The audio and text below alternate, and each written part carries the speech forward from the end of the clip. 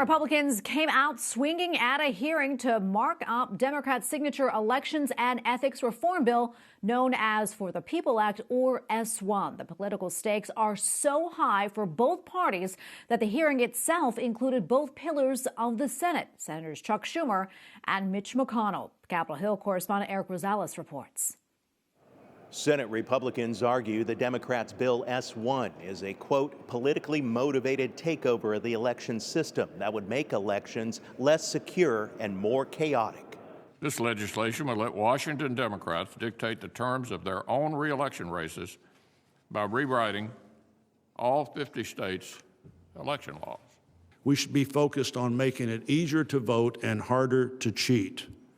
Regrettably, I think this bill makes it easier to cheat and harder to detect. Senate Republicans accuse Democrats of using the bill to politicize the Federal Election Commission. They also focused on the bill's requirement that states allow voters to fill out a sworn affidavit if they don't have an ID, which Republicans say will create ballot harvesting. Democrats argue S1 is a necessary response to voting laws introduced by GOP-led state legislatures, which they see as designed to suppress voter turnout. These laws have no justification rooted in fact or purpose other than the desire for raw political advantage. But the odds of the bill being signed into law are slim. Senator Joe Manchin, the Democrat from West Virginia, still hasn't endorsed it.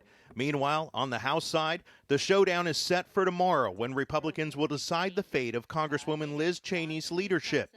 She spoke out against former President Donald Trump after Mr. Trump claimed the 2020 election was stolen. In a letter to House Republicans, leader Kevin McCarthy wrote, quote, "It's clear that we need to make a change." Openly willing to replace her is Congresswoman Elise Stefanik. At least one Republican is defending Representative Cheney, saying she is being removed for not bowing down to former President Trump. Cheney is making it uncomfortable for them.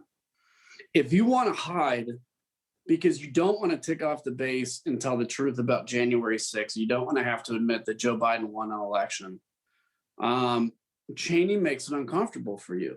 Republican Senator Joni Ernst also said that the Congresswoman should not be punished for speaking out. House Republicans are expected to vote tomorrow morning at 9 o'clock with a secret ballot. At the Capitol, Erik Rosales, EWTN News Nightly.